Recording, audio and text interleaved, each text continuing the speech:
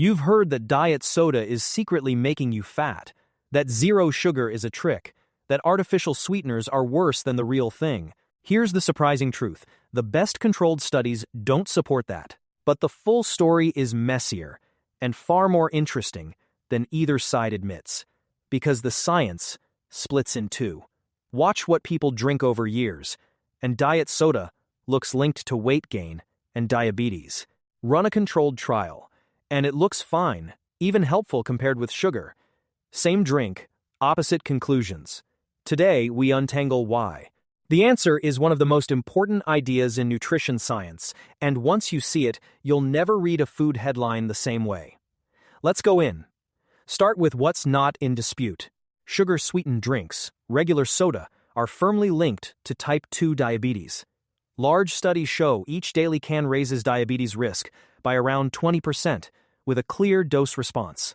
On regular soda, the science is not ambiguous. So the obvious move is to swap sugar for a zero-calorie version. And that's where the confusion begins. Because the moment you ask, is diet soda actually good for you, the evidence seems to contradict itself, depending on how you look. First question, does drinking diet soda make you gain weight? To answer honestly, we need to separate two different kinds of evidence, because they say opposite things. Here's the controlled trial answer first, because it's stronger evidence. When researchers randomly assign people to replace sugary drinks with diet drinks, those people tend to take in fewer calories and lose a little weight, about a kilogram compared with staying on sugar. As a swap for sugar, diet soda helps, not hurts. But there's a limit. Compared with plain water, diet soda shows no clear weight advantage, so the accurate claim isn't that diet soda is slimming. It's narrower. As a replacement for sugar, it lowers calories. It is not magic, and water does at least as well. Now the puzzle. If trials show diet soda is at worst neutral, why do studies that follow people for years find diet soda drinkers heavier and more diabetic? This is the heart of the topic, and the answer is a trap called reverse causation. Picture it. Someone starts gaining weight, or gets a worrying checkup, so they switch to diet soda to manage it. Years later, a study finds diet soda drinkers are heavier, but the diet soda didn't cause the weight. The weight helped cause the diet soda. The effect is choosing the cause. That's reverse causation. And we can test this. In one major European study, diet drinks looked linked to diabetes until researchers accounted for body weight and calories. Adjust for those, and the link essentially vanished. That's the signature of a confounded association, not a real cause. This is why trials and population studies disagree, and why controlled trials win on this question. The myth that diet soda inevitably makes you fat isn't supported. But weight is only one question. What about what these sweeteners do once they're inside you? A common fear is that sweet taste alone tricks your body into releasing insulin, spiking and crashing your blood sugar. Researchers tested it directly. For most sweeteners, including aspartame and mixed blends, controlled trials come back null. No meaningful effect on blood sugar or insulin. But one exception is worth naming: sucralose. In a couple of small trials, especially in people who didn't normally use sweeteners or who had obesity, sucralose appeared to reduce insulin sensitivity. Other trials found nothing. It's not settled, but sucralose keeps showing up as the outlier. There's also a brain angle. Small imaging studies suggest your brain can tell the difference between real sugar and a calorie-free substitute. The reward response is not identical. Habitual diet soda drinkers also show altered activity in reward regions. But these are tiny studies measuring brain signals, not proof of real-world harm. Interesting, not conclusive. And appetite? It depends on the sweetener and the context. Some studies find certain sweeteners in low-calorie drinks slightly increase later eating. Others find no effect. There is no universal rule that sweeteners make you hungrier. The data are mixed and compound-specific. So, in blood and brain, mostly neutral, with sucralose as the asterisk. But one place the animal data look genuinely alarming is your gut. Your gut is home to trillions of bacteria that help regulate metabolism.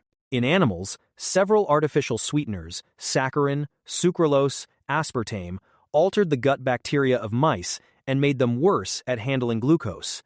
This is the finding behind many scary headlines. and in mice, researchers proved the bacteria mattered. When they transplanted gut microbes from sweetener-fed mice into germ-free mice, the glucose problem transferred with them.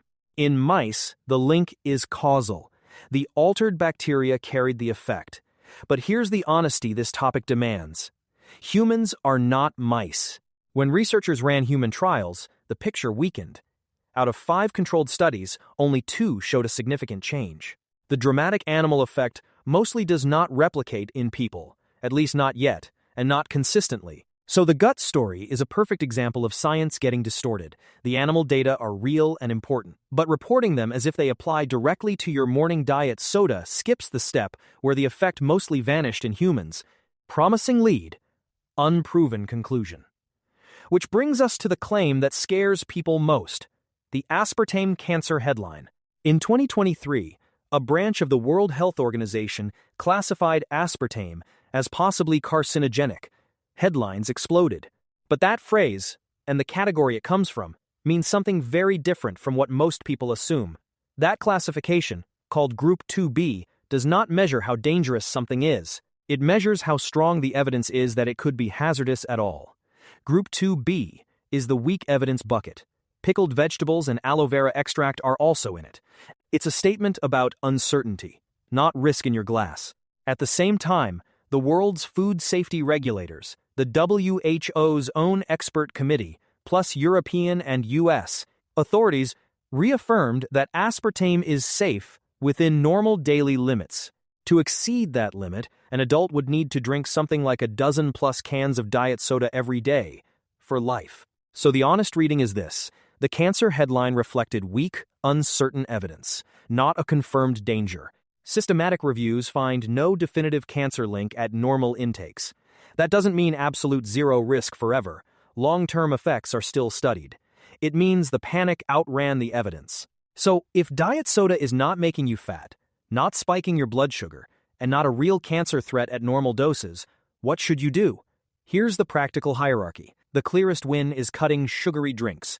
Their link to diabetes is the strongest, most consistent finding here.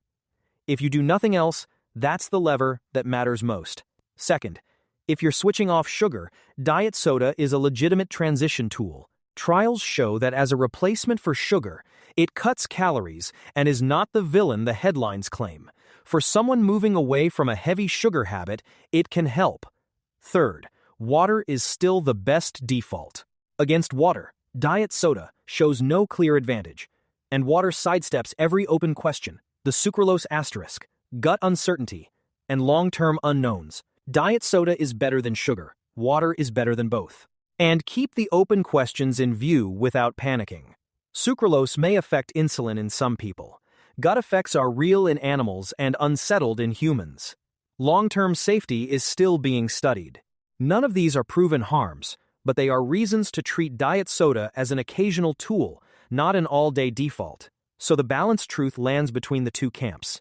Diet soda is not the metabolic poison alarmists claim. The trials refute that. But it is not a free health drink. It is a useful tool for escaping sugar, with unresolved question marks, best used in moderation, while water stays your foundation. So what happens inside your body when you drink diet soda? Less than the headlines claim. As a swap for sugar, it lowers calories and doesn't make you fat. The studies suggesting otherwise are mostly caught in reverse causation, where weight gain drives people to diet soda, not the other way around. Most sweeteners leave blood sugar and insulin untouched, with sucralose as the asterisk. Dramatic gut effects are real in mice but mostly don't replicate in humans. And the cancer headline came from a weak evidence category that also contains pickled vegetables. The real lesson is bigger than soda. Studies linking X to Y almost never prove X causes Y. Animal results, brain scans, and scary categories often become headlines the evidence doesn't support. Reverse causation and study design explain most of the confusion, so cut sugary drinks first. Use diet soda as a tool if it helps. Lean on water as your default. And next time a headline says, "One drink is secretly destroying you," ask the question that explains almost everything. Was that a controlled trial or just watching?